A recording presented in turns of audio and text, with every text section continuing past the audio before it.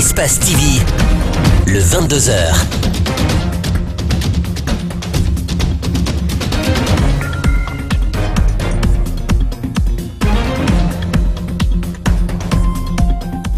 Vous regardez Espace TV, c'est un plaisir de vous retrouver, mesdames et messieurs, bonsoir. Et tout de suite, les titres de cette édition d'information. Lancement de la case de veille 2018 pour observer les élections communales prévues dans quelques jours. 700 observatrices qui seront déployées sur l'ensemble du territoire national pour une élection apaisée. Les défenseurs des droits humains et des ressortissants de Mali saluent le procès du colonel Issa Camara et 19 autres soldats du commandement d'infanterie de cette préfecture. Ils avaient été jugés et reconnus coupables des dégâts causés aux populations et leurs biens à Mali. Et puis le président français Emmanuel Macron à Tunis a déclaré que la Tunisie a le devoir de réussir sa transition démocratique pour rester un modèle. Bienvenue à tous. La case de veille 2018 pour observer les élections communales a été lancée ce jeudi à Conakry. En tout, ce sont 700 observatrices qui sont déployées sur l'ensemble du territoire national pour une élection apaisée. C'est une initiative de la coalition des femmes et filles de Guinée, COFIG, accompagnée techniquement par le PNUD et Orange Guinée. Mamadou Kalisso et Gibril Kabak Kamara. La délégation de l'Intérieur a bougé ce matin pour leurs destinations respectives. Ils sont au total 700 agents déployés sur l'ensemble du pays pour promouvoir une élection apaisée. Ces observatrices sont réparties en 13 cases et chacune joue un rôle déterminant. Nous avons décentralisé et il y aura une case par région administrative et une case par commune et une case dans la zone spéciale du kilomètre 36. Dans chaque case, il y a une équipe qui coordonne et qui reçoit les informations à travers une flotte. Et la flotte, elle est remise à 700 observatrices. C'est seulement à l'intérieur de cette flotte que les informations sont données, vérifiées, analysées et à ce moment-là, la bonne décision pour la réponse rapide est prise et nous intervenons. Ces observatrices sillonneront les bureaux de vote le jour du scrutin, constater l'heure d'ouverture, le matériel, les personnes qui composent un bureau. Ces informations centralisées permettront à la structure de faire une déclaration à midi. Ils surveilleront le déroulement du vote, assister au dépouillement. Une deuxième déclaration sera faite par rapport à toutes ces étapes. La COFIG n'a pas eu de partenaire financier cette année. Elle évolue sur fonds propres. Nous avons estimé qu'il s'agissait d'un engagement des femmes et des filles de Guinée et qu'il fallait qu'il y ait la case de veille 2018 pour ces élections communales et communautaires. Parce qu'il s'agit d'élections extrêmement importantes et aussi risquées. Donc nous le faisons sur fonds propres. La case de veille est une plateforme des femmes et filles de Guinée. Sa première expérience remonte aux législatives de 2013 où elle a permis de désamorcer plus de 200 alertes conflictogènes. Le retrait des cartes d'électeurs se poursuit dans les conseils de quartier. Aujourd'hui, plusieurs cartes ne sont pas retirées dans ces points de distribution, un facteur dû à la non-révision du fichier électoral d'après les agents postés sur ces points de retrait. Abdourahmane Ba et Aboubakar Din Kamara ont fait le constat et suivi. Nous sommes au bureau du conseil du quartier Simbaya 1. Sur cette terrasse, les agents chargés de la distribution des cartes d'électeurs recherchent les pièces de quelques citoyens qui se sont présentés ce jeudi. À chaque fois qu'il y a un électeur qui vient ou un citoyen qui vient chercher sa carte, on essaye de mettre, un d'entre nous s'occupe de la personne. La personne vient avec son ancienne carte d'électeur pour nous présenter. Ça nous permet de savoir est-ce que c'est dans notre bureau ici, dans notre commission, la personne doit récupérer sa carte ou c'est dans une autre commission, on le guide vers cette commission. Sur ce bureau, plus de 9000 cartes électeurs ont été apportées par la CENI. Aujourd'hui, plus de 3000 cartes ne sont toujours pas retirées. Au domicile du chef du quartier Simbaya 2, sur 8000 cartes mises à leur disposition, 1000 cartes ne sont toujours pas retirées. On a invité tous les citoyens qui veulent accomplir leur devoir civique de se présenter sur le chef de quartier pour venir délivrer leurs cartes. Ceux qui ont la bonne volonté, ceux-ci sont venus. Si je vous dis que jusqu'à présent, Il y a certains qui sont aux alentours de cette constitution-là, qui ont leur carte ici, mais jusqu'à présent, ils ne sont pas venus prendre leur carte. Ajoutez à cette difficulté, quelques irrégularités sont signalées par ces agents. Il y a des gens qui ont quitté ce quartier, chaque fois leur carte vient. C'est parce qu'il n'y a pas eu de révision qui peut nous permettre, n'est-ce pas, d'estimer le nombre de personnes qui ont déjà quitté le quartier pour un autre quartier. Le vote se tiendra le 4 février prochain. Des difficultés qui risquent d'empêcher quelques électeurs de choisir leur candidat. La formation de 2 jours des agents des commissions administratives et de centralisation des votes CACV a pris fin ce jeudi à Conakry. Au nombre de 280, ces agents devront jouer un rôle important pour la réussite des élections communales du 4 février prochain. À compte rendu Malik Chouangana Kamara et Aboubakar Din Kamara. Ils sont magistrats, administrateurs au nombre de 280 à suivre cette formation sur la bonne gestion des commissions administratives et de centralisation des votes. Organisés par la CENI, les participants disent être bien outillés. Du déroulement du vote jusqu'au décompte pour les résultats provisoires, aucune ambiguïté, rassure-t-il. Il était question de nous enquérir des modalités d'organisation des élections pour qu'elles soient paisibles, transparentes et crédibles aux yeux de l'opinion nationale et internationale. Et nous avons aussi appris comment procéder au décompte des voix à travers des calculs bien raffinés des suffrages exprimés, des suffrages nuls, des listes présentées et les modalités d'organisation des élections dans une atmosphère de convivialité. En cas d'anomalie ou d'incident constaté dans une CACV, le président de la commission devra le signaler dans son rapport adressé à la CENI. Nous allons signaler ces irrégularités en toute tranquillité et nous allons les consigner dans des procès-verbaux que nous allons soumettre à l'appréciation de la CENI. Dans ce processus électoral, le rôle des magistrats assistés des administrateurs est d'une importance capitale. Le rôle principal du magistrat, c'est de gérer la commission de centralisation. Il est le principal responsable. C'est lui qui signe le procès verbal à la fin. C'est lui qui transmet les résultats au démembrement à la justice et à la CENI. Donc toute la décision relève du magistrat et le rôle de celui de l'administration, c'est d'appuyer le magistrat à faire le travail.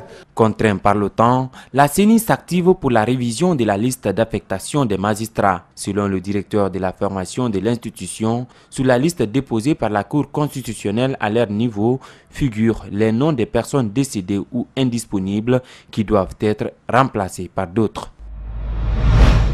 Nous sommes à quelques jours de la tenue des prochaines élections communales en Guinée et les sensibilisations se poursuivent pour amener les citoyens à voter utile. C'est dans cette optique que le mouvement dénommé « Je suis de Hafia » a initié récemment une rencontre entre les citoyens de ces quartiers et des candidats de la commune de Dixine, Antoine Kourouma et Alcénie Camara. Le mouvement Je suis de Hafia, à travers cette initiative, veut combattre les votes communautaires et ethniques. Ce face-à-face entre des candidats de différentes listes électorales de la commune de Dixine a permis à chacun de prouver son attachement au quartier Hafia.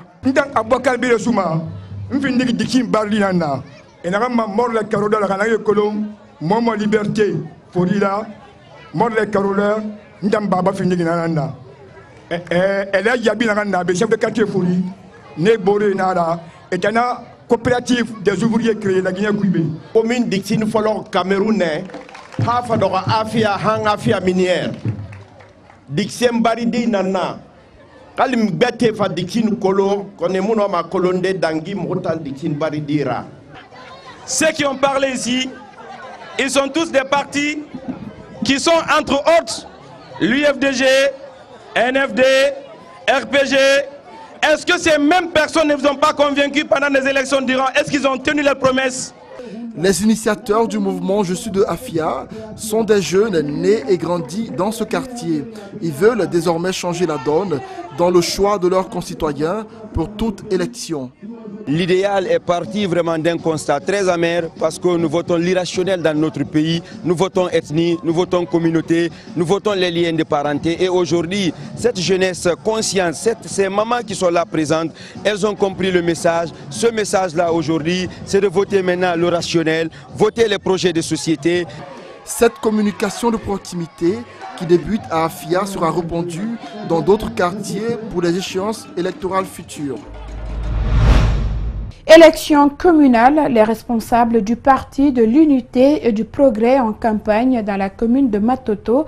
Le PUP est en lice pour briguer la mairie de Matoto et pour y parvenir, la mobilisation des militants reste déterminant. Un reportage Mamadou Boy Diallo et Aboubakar Din Kamara. C'est la dernière ligne droite de la campagne du PUP pour le compte des élections communales. Il faut continuer à mobiliser les militants, comme ici à Matoto, où le président du parti les a invités à retirer leur carte d'électeur pour pouvoir voter. Toto, Nyama, Wosiga. Militants de Matoto, allez retirer vos cartes d'électeurs, vous permettant de voter le jour du scrutin en faveur de notre candidat pour la mairie de Matoto. Le PUP reste confiant et mobilisé. Le candidat du PUP pour la mairie de Matoto se dit prêt à relever les défis pour répondre aux attentes des citoyens qui sont laissés pour compte par le pouvoir en place. Vous avez rejeté les fausses promesses, la corruption, le détournement pour le progrès de la commune de Matoto. L'ancien parti au pouvoir mise donc sur les élections communales et pour y parvenir, la mobilisation des militants et sympathisants leur reste déterminante. Au moment des élections, vous vous demandez si vous allez voter, vous abstenir ou faire un bulletin nul. C'est tout à fait normal car nous recherchons tous l'idéal. Mais demandons-nous aujourd'hui si s'abstenir est synonyme de choisir. La question est posée par Mamadou Saluba et Alseni Kamara. L'heure des élections communales file et il y a encore des citoyens qui sont toujours indécis. Vont-ils en fin de compte choisir ou choisir de ne pas choisir? Nous avons posé la question, pourquoi? Qu'il faut voter pour sanctionner positivement les personnes qui ont bien travaillé et négativement les personnes qui n'ont pas bien travaillé. C'est pas tellement sûr parce que les attentes sont énormes par rapport au programme de société des différents candidats qui ne sont pas tellement consistants. Si les citoyens votent ou refusent de voter, c'est pour éviter de se culpabiliser. Mais ce sont les candidats qui définissent le choix des électeurs, des candidats qui sont loin d'être parfaits et qui ne peuvent répondre aux désirs de l'être humain. On ne peut pas être satisfait à 100%. On peut se tenir à la satisfaction, mais pas totalement. Pour satisfaire l'être humain, il y a la liberté, mais pas le libertinage. Si on parle de la liberté, ça veut dire que dans la liberté, ça englobe beaucoup de choses. Il y a l'éducation, il y a la réinsertion, il y a le travail, il y a tout. Tout ça est flou, mais quelques citoyens ont compris et aussitôt, ils ont fait le choix. Mais oui, j'ai toujours voté là. Je vais continuer à voter. C'est probable que je puisse voter quand même. Probable. Choisir ou s'abstenir de choisir, les conséquences ne sont jamais les mêmes, mais de toute façon, un maire sera élu, reste à savoir s'il sera le bon. Le complexe scolaire Lamine Guirassy de Bokeh a reçu ce jeudi un don de livres. C'est un geste de l'Harmattan Guinée dans son ambitieux projet Conakry, capitale mondiale de livres. La remise de ces ouvrages s'est déroulée en présence des autorités locales de Bokeh. Un reportage Fodomar Kamara et Salifoli Fossissé. Des cartons de documents scolaires de l'élémentaire au secondaire ont été offerts au groupe scolaire Lamine Guirassy de Bokeh. Au-delà de ce don, le commissaire général de Conakry, capitale mondiale de livres, projette d'autres ambitions gigantesques. Nous avons d'autres ambitions pour Bokeh. Nous voulons le plus rapidement possible créer une grande bibliothèque ici pour que les jeunes de Bokeh, les élèves de Bokeh puissent venir lire. Donc les raisons sont simples. L'école est l'endroit par essence pour le livre. Et si une école sollicite, il faut vraiment venir leur remettre les livres. Le PDG du groupe Wadafo Média se dit satisfait de ce geste de l'Harmattan Guinée à l'endroit de cet établissement qui porte son nom. Mais sa volonté est d'élargir aux autres collectivités de la préfecture. C'est une satisfaction. Je pense que ça sert à cela, l'influence, si on peut se permettre de dire ainsi. Et voilà, en espérant que ça va servir et que surtout, certes on a commencé par cette école, mais le souhait c'est tout Boké qui m'intéresse moi, donc parce que je suis natif de cette ville, donc pour moi c'est très important. C'est de s'intéresser à la lecture. Il l'a dit tout à l'heure, le commissaire général Conakry, capitale mondiale du livre. S'il y a une maladie qu'on peut souhaiter aux élèves guinéens, évidemment c'est la maladie de la lecture, donc c'est très important, c'est l'arme fatale, je l'ai dit tantôt. Et voilà, tout ce que je peux leur demander, c'est vraiment faire la lecture leur meilleur ami. L'école bénéficiaire de ce don s'engage à utiliser ces documents dans les règles de l'art. L'utilisation de ces documents sera strictement suivie par nos encadrés afin de permettre nos prédécesseurs d'en bénéficier. La lecture étant la nourriture de l'esprit, le gouverneur de Boké invite les élèves à redoubler plus d'efforts à la lecture. La connaissance s'acquiert au bout de l'effort. Même si vous avez votre papa qui est professeur,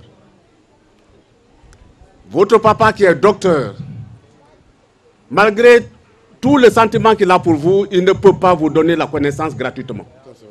Il vous faut de l'effort, il vous faut travailler. Pour cette année 2018, l'Harmattan Guinée a déjà fait des distributions des livres dans plusieurs préfectures de la Guinée.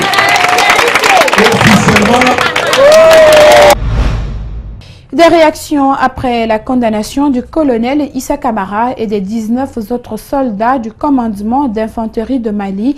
Il s'agit des défenseurs des droits humains et des ressortissants qui ont fortement salué la tenue du procès et espèrent que de telles violences ne soient infligées à la population. La synthèse avec Gibril Ba et Abdoulaye Camara. Gain est celui de ces nombreux ressortissants qui trouvent satisfaction après le jugement du colonel Issa Camara et quelques soldats au tribunal militaire de l'Abbé. Un procès qui est l'épilogue d'une altercation entre le colonel Issa et un natif de la localité. Les conséquences sont indescriptibles.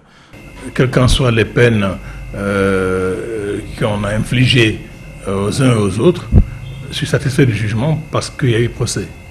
Il faut un début à tout. Il faut dire que la Guinée a une tradition de violence d'État, parce que ce que je veux dire, quand un représentant de la force publique arrive à exercer cette force au-delà de ce qui est raisonnable, c'est une violence d'État.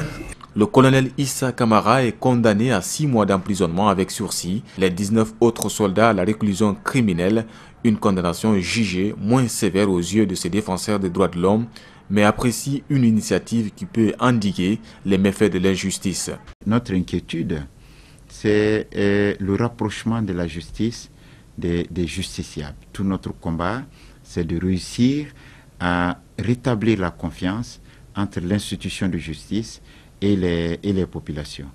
Alors ce genre de décision n'aide pas cette dynamique, parce que les populations se résolvent petit à petit à comprendre que la justice n'existe que contre les pauvres et les faibles. Ce dernier a quasiment les mêmes observations. Dans ses analyses, il sollicite immédiatement le dédommagement des victimes, comme le préconise le verdict rendu au tribunal militaire de l'Abbé. Autrefois, on estimait des gens intouchables, où il y a eu des jugements et il y a eu des verdicts qui sont tombés. C'est une fierté de toutes les organisations de la société civile qui œuvrent pour la promotion d'un état de droit dans ce pays, mais également des projets qui accompagnent ces structures. Au mois de juin 2016, l'ensemble des habitants de Mali a été sous le choc suite aux violences exercées sur eux par les militaires. Les victimes et les ressortissants ont quelques mois après entrepris des démarches pour que justice soit rendue. Parmi les nombreuses aventurières guinéennes qui vivent à Casablanca au Maroc, c'est une seule dame qui a accepté l'équipe d'Espace TV pour les interviews. Mariam Traoré pratique le métier de coiffeuse de rue au marché Médina en plein centre-ville pour soulager sa famille. Moussa Kamposouma et Ibrahima Souma.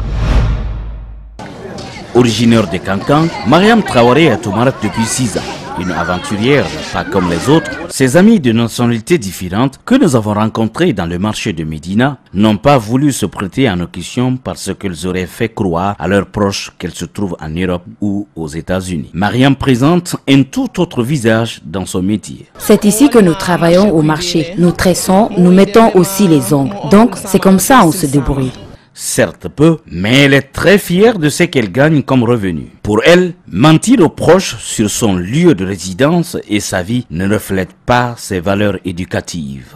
Ce que je cherche ici, c'est pour mes parents et mes enfants. Mes parents savent ce que je gagne. Dans ça, ils ont leur part dedans. La coiffeuse se contente de son gagne-pain et exhorte les autres femmes à plus de sérieux, quelle que soit la résidence. Les conseils que je donne aux autres femmes, quand tu sors à l'aventure, toute la famille ne compte que sur toi. Si c'est le bon chemin que tu empruntes ou le contraire, tu le verras. Tu peux être en aventure et au retour, tu ne gagnes rien. Cela dépendra de ton travail. Les femmes qui sont en aventure uniquement pour la prostitution n'ont qu'à bosser dur, car seul le bon travail paye. Si tu sors à l'aventure, tu n'arrives pas à réussir, cela n'honore pas ta famille. Au marché de Médina, comme la plupart des autres villes marocaines, ces coiffeuses de rue exercent leur métier dans ces lieux publics sans condition.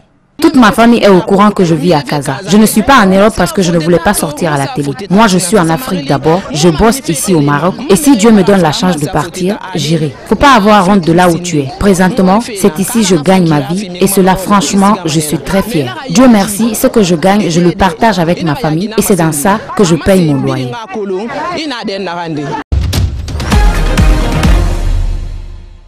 Et voilà, c'est la fin de ce journal réalisé par toute l'équipe d'Espace TV.